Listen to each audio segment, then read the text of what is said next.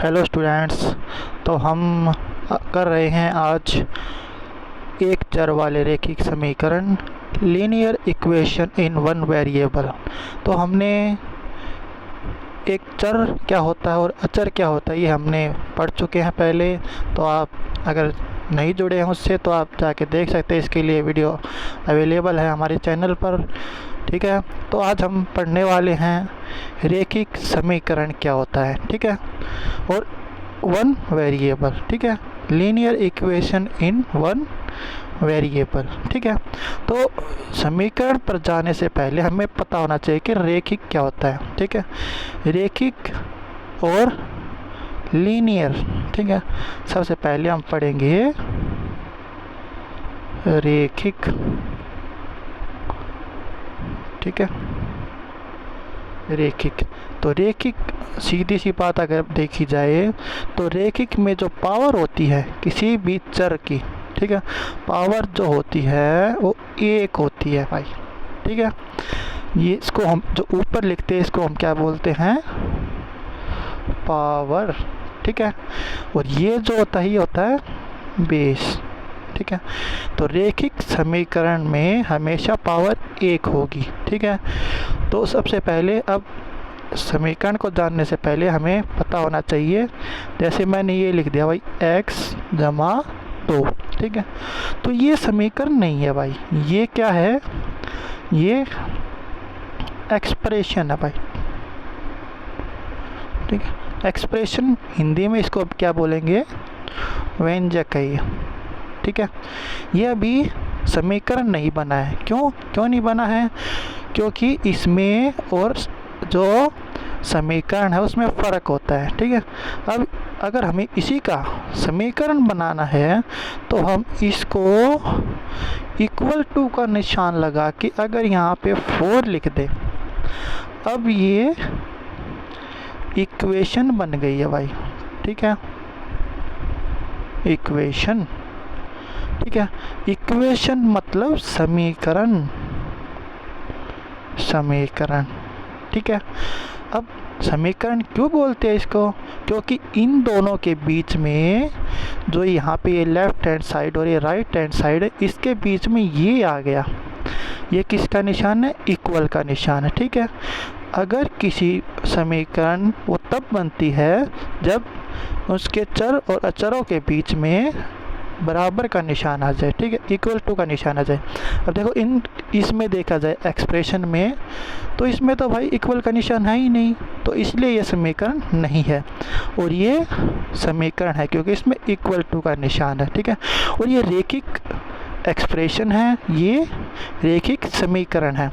अगर मैं इसको ऐसे लिख दूँ, x की पावर 2 जमा x जमा 4 बराबर 6। अब देखो ये रैखिक समीकरण नहीं है क्योंकि इसमें जो x की पावर है वो कितनी हो गई, 2 हो गई। देखिए 2 दिख रहा है आपको। ठीक है, लेकिन रैखिक में हमने क्या पढ़ा था कि रैखिक में जो पावर होती है वो 1 होती है। ठीक है, लेकिन यहाँ पे तो 2 आ गया, इसलिए ये क्या है, रैखिक नहीं है भाई। ठीक है, इसको हम रैखिक नहीं बोलेंगे। ठीक है, अगर हम इसको हटा दिया जाए, ये बाकी जो रह गया बच गया, इसको हम रैखिक बोल सकते हैं। ठीक है, समझ आ गया। अब रैखिक और अगर किसी की पावर ये नहीं है कि x की पावर 2 ही है, x की पावर 3 4 8 10 तब भी हो जाए, तब भी वो रैखिक समीकरण नहीं होगा। जैसे मैं एक और लिख देता हूँ कि x की पावर 6 जमा 4 इक्वल टू 10, अब भी ये रैखिक समीकरण नहीं है क्योंकि इसमें जो पावर है वो 6 हो गई, 1 से ज़्यादा हो गई, तो ये रैखिक समीकरण नहीं है भाई। ठीक है, ये तो हो गया समीकरण की बात। अब वन वेरिएबल की बात है। मैं पहले ही बता चुका हूँ कि वेरिएबल और कांस्टेंट क्या होता है, इसके लिए जो वीडियो है हमारे चैनल पर अवेलेबल है वो आप जाके देख सकते हैं। ठीक है, अब इक्वेशन जो है बोला इसने वन वेरिएबल में बोला है। अब देखो अगर मैं यहाँ पे लिख दूँ x जमा y इक्वल टू 6, अब देखो ये समीकरण तो हो गया, लेकिन इसमें वेरिएबल कितनी आ गई, 1 और 2, तो ये 2 वेरिएबल हो गया, मतलब 2 वेरिएबल वाली समीकरण हो गई। कितने की हो गई ये, 2 वेरिएबल वाली, ठीक है। इसमें 2 वेरिएबल हो गए, ठीक है। एक वेरिएबल का मतलब है ये एक ही होगा उसमें, ठीक है। अब मैं 1 वेरिएबल का अगर मैं लिखूं तो कैसे लिखेंगे, लिख के दिखाता हूँ मैं आपको, देखिए x जमा 4 बराबर 6, इसमें एक ही वेरिएबल आया है, ठीक है। तो ये 1 वेरिएबल है। अब जो 1 वेरिएबल है ये दोनों तरफ हो सकता है, ठीक है। दोनों तरफ से मतलब क्या है अपना, मैं लिख के दिखा देता हूँ यहाँ पे। जैसे ये हमारा लेफ़्ट हैंड साइड होता है और ये राइट हैंड साइड होता है, ये तो पता है सबको। अब यहाँ पे भी हो सकता है x जमा 6 और उधर भी x घटा 2।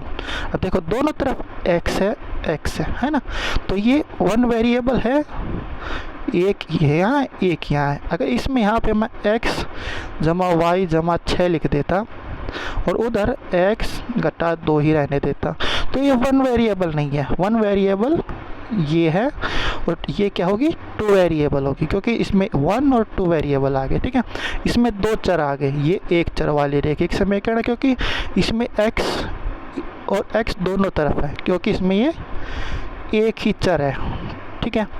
इसमें भी ये चर क्या है, इसमें x चर है हमारा, ठीक है। इसमें एक चर ये हो गया, एक ये हो गया, तो इसमें कितने हो गए, 2 चर हो गए, ठीक है। तो ये रेखिक समीकरण एक चर वाले होते हैं, जिसमें एक अल्फ़ाबेटिकल डिजिट हो, मतलब सीधी सी बात ये है कि इसमें एक अल्फ़ाबेटिकल डिजिटल होगा, ठीक है, डिजिट होगा, सॉरी, ठीक है। अगर 2 आ जाते हैं तो 2 वेरिएबल हो जाता है, ठीक है। ये रेखिक मतलब पावर 1 होगी, ठीक है। बेस के ऊपर, बेस जो नीचे लिखा होता है वो बेस होता है, अगर उसके ऊपर जो लिखा होता है वो पावर होता है, ठीक है। अगर रेखिक समीकरण में पावर हमेशा 1 होगी, ठीक है। अगर मान लीजिए आपसे पूछ लिया जाए कि x की पावर 3, x की पावर 2 और x और y की पावर 3, ठीक है, तो इनमें से बताइए रेखिक कौन सा है। तो इसमें ये भी नहीं है, ये भी नहीं है, ये है, तो इसमें रेखिक क्या है, x है, ठीक है। तो ये आसान सा तरीका होता है, ठीक है। अब हम इसको सॉल्व करने का तरीका देखेंगे, ठीक है। सॉल्व करने का तरीका क्या होता है वो मैं आपको नेक्स्ट वीडियो में बताऊंगा, ठीक है। तब तक आपको ये जो चैप्टर का नाम है हमारा लीनियर इक्वेशन इन 1 वेरिएबल, जो एक चर वाले रेखिक समीकरण कहाँ है, ये रहे एक चर वाले रेखिक समीकरण। इसमें एक चर तो है लेकिन ये रेखिक नहीं है, ठीक है। एक चर मतलब एक x है लेकिन पावर ज़्यादा होगी, ये यहाँ पर गलत हो गया, ठीक है। तो ये नहीं हो सकता, ये 2 वेरिएबल हो गया। अब ये है x जमा y इक्वल टू 6, तो ये 1 वेरिएबल है, ठीक है। अब समीकरण क्या था, इक्वल टू का निशान आएगा, ये वैसे याद रखना है। अगर इक्वल टू का निशान नहीं है तो एक्सप्रेशन व्यंजक है, ठीक है। तो ये हमें ध्यान रखना होगा, कुछ चीज़ें हैं इसमें महत्वपूर्ण, ठीक है। तो ये याद रखिएगा। तो अब इसको सोल्व कैसे करते हैं, अगर इसके जैसे सवाल आ जाए तो उसके लिए आएगी नेक्स्ट वीडियो। तब तक आप अपनी बुक्स में से निकाल के देखना है कि जो है एक्सप्रेशन कहाँ पे है, ठीक है। जो लीनियर इक्वेशन है वो कौन सी होती है, ठीक है। अब आप अपने बुक में से आसानी से कर सकते हो, भाई लीनियर का मतलब पावर 1 है, ठीक है। एक्सप्रेशन जिसमें इक्वल टू का निशान नहीं होगा, इक्वेशन में इक्वल टू का निशान होगा, ये रिवीजन मैंने आपको करवा दिया, ठीक है।